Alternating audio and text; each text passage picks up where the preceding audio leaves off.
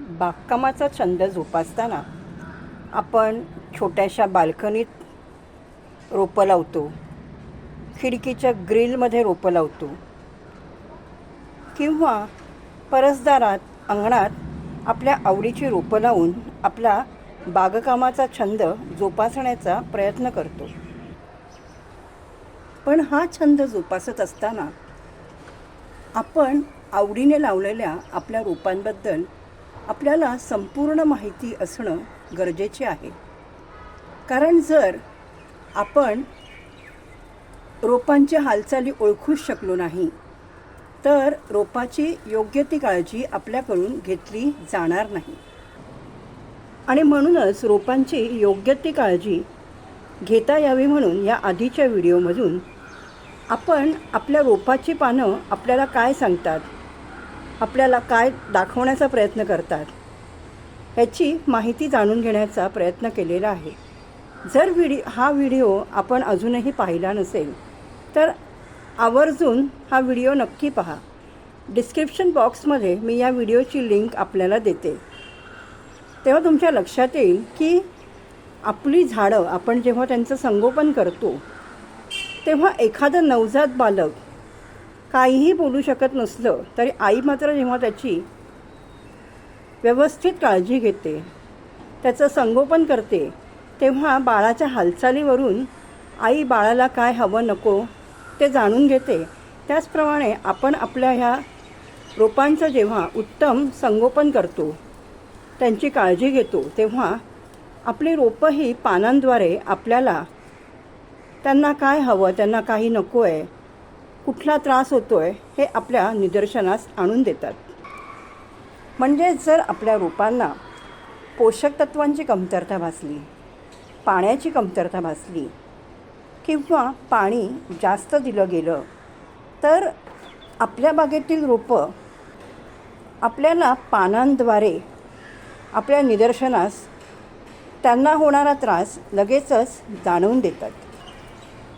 वातावरणात जेव्हा बदल होतो, ऋतू बदलतो, तेव्हा बदलत्या ऋतूचा त्रास आपल्या रोपांना लगेचच होतो. कारण ह्या बदलत्या वातावरणाचा, बदलत्या ऋतूचा जेव्हा आपल्या रोपांना त्रास होतो त्यावेळेला पानं रोपाची दुमडली जातात. तसं बघितलं गेलं तर पानं दुमडण्याची बरीच कारणं असतात. पोषक तत्वांची कमतरता, पेस्टचा अटॅक किंवा थिप्स म्हणजे व्हायरसचा अटॅक. आपण आपल्या रोपांना गरजेनुसार जी खतं देतो ती खतं कमी झाली किंवा जास्त झाली तरीही आपली रोपं पानं दुमडून घेतात.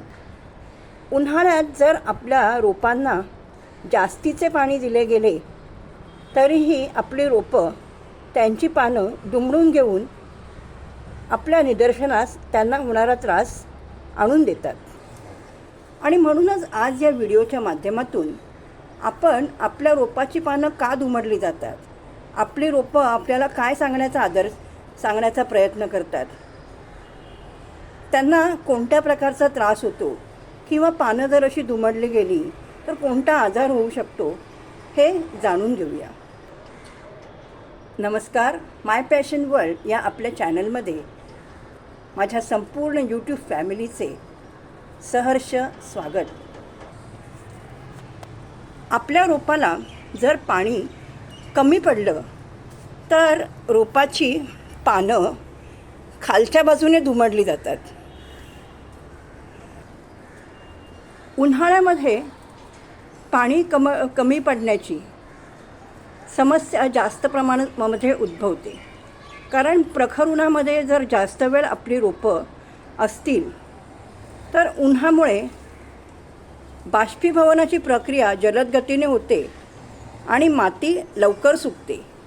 यामुळे आपण दिलेले पाणी रोपांना कमी पडते. अशा वेळेला पानं खालच्या बाजूने दुमडून घेऊन आपली रोपं त्यांना पाणी कमी पडतं आहे हे आपल्या निदर्शनास आणून देतात. त्यावेळेला आपल्या रोपांना लगेचच पाणी दिले गेले पाहिजे. आणि म्हणूनच उन्हाळ्यामध्ये दिवसातून 2दा रोपांना पाणी देण्याची गरज भासते. जेव्हा रोप आपली पानं अशी खालच्या बाजूने दुमडून आपल्या निदर्शनास आणून देतं की पाणी कमी पडतं आहे, आणि आपण जेव्हा आपल्या रोपांना पाणी देतो त्यावेळेला आपल्या रोपाची पानं जी आहेत ही पुन्हा पूर्ववत होतात. जेव्हा रोपाची पानं वरच्या बाजूने दुमडली जातात तेव्हा रोपाला आपल्या पोषक तत्वांची कमतरता भासते. म्हणजे जेव्हा आपल्या रोपाला पोषक तत्वांची कमतरता भासते तेव्हा आपलं रोप त्याची पानं अशी वरच्या बाजूने दुमडून घेतं. आता मी नियमितपणे व्यवस्थितपणे काळजी घेऊन खतं वगैरे देते आहे, त्यामुळे तुम्हाला रोपावरती कुठेही असं पान दिसत नाही आहे. पण आपल्याकडे ही माहिती असणं गरजेचं आहे, कारण जर समजा रोपावरती अचानकपणे रोपाची पानं अशी खाली दुमडलेली दिसली किंवा वर दुमडलेली दिसली आणि आपल्याला जर माहीत नसेल तर आपल्याला भीती वाटते की अरे बापरे काय झालं रोपाला. त्यामुळे ही माहिती आपल्याकडे असणं आवश्यक आहे.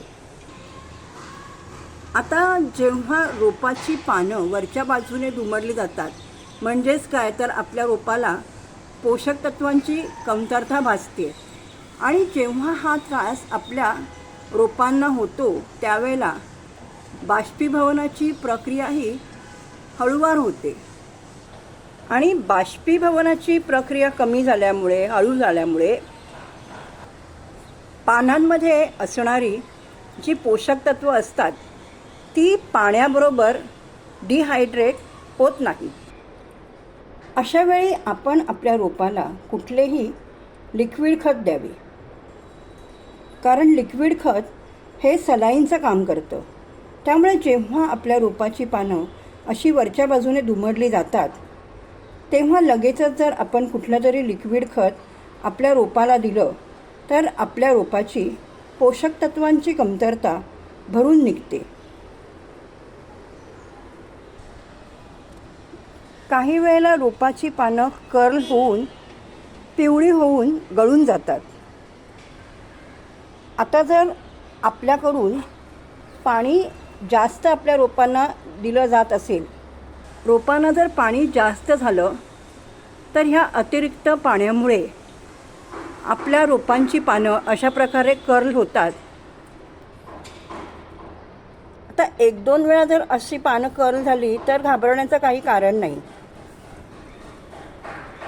आपण जर पानं आपल्याला अशी कर्ल झालेली दिसली तर समजून जायचं की रोपांना आपण पाणी जास्त देतो आहे, आणि अशा वेळेला पाण्याचं नियोजन नीट व्यवस्थित करून काळजीपूर्वकच आपण आपल्या रोपांना पाणी द्यायचे आहे. तुम्ही बघू शकता जास्वंदीने किती पानं गाळलेली आहेत. ती पानं अक्षरशः मोजकी पानं रोपावर आहेत, फांदीवर आहेत, कारण ती आता डॉर्मन्सीमध्ये आहे. काही वेळेला रोपाची पानं वरच्या बाजूने कर्ल झालेली दिसतात.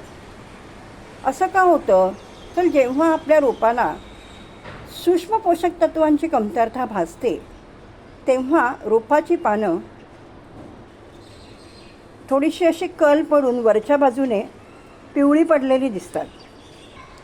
आता रोपाची पानं जर वरच्या बाजूनी पिवळी पडलेली दिसली तर आपल्या लक्षात आले पाहिजे की रोपाला सूक्ष्म पोषक तत्वांची गरज आहे, आणि अशा वेळेला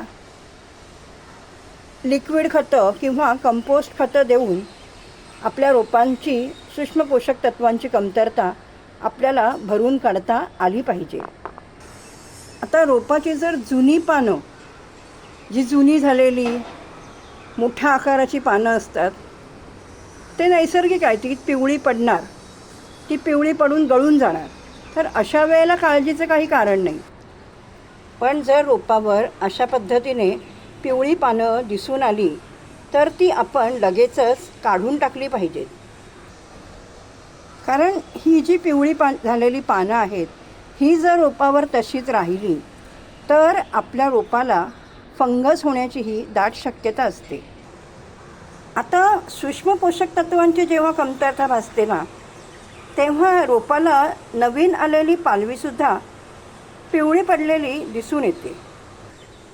आता रोपाची ही जी मधल्या भागावरची जी पानं आहेत ती किंवा खालच्या बाजूची पानं जर पिवळी पडू लागली तर आपल्या लक्षात आलं पाहिजे की आपल्या रोपाला मॅग्नेशियमची गरज आहे. अशा वेळेला एक पोहे खायचा चमचा भरून इप्सम सॉल्ट 1 लिटर पाण्यात मिसळून आपण जर आपल्या रोपांना दिले तर मॅग्नेशियमची कमतरता भरून निघते. तसेच जर आपल्या रोपावर पेस्टचा थिप्सचा हल्ला झाला तर आपल्या रोपाची पानं दुमडल्यासारखी दिसतात. पानांवर काही वेळेला सुरकुत्या पडल्यासारखे दिसून येते. जेव्हा आपल्याला पानं अशी दुमडलेली पिवळी पडलेली जर दिसून आली तर आपण समजून जावं की आपल्या रोपावर पेस्टचा हल्ला झालेला आहे. आता जास्वंदीच्या झाडावरती मिलीबर्गचा हल्ला होतो किंवा गुलाबाची जी नवीन पालवी असते त्यावर थिप्स नावाचा जो अतिसूक्ष्म उपद्रवी जीव असतो तो हल्ला करतो. त्यामुळे आपल्या रोपाला डायबॅकसारखा आजार होतो. तर असा जेव्हा उपद्रवी कीटकांचा हल्ला होतो अशावेळी घरगुती कीटकनाशकांचा फवारा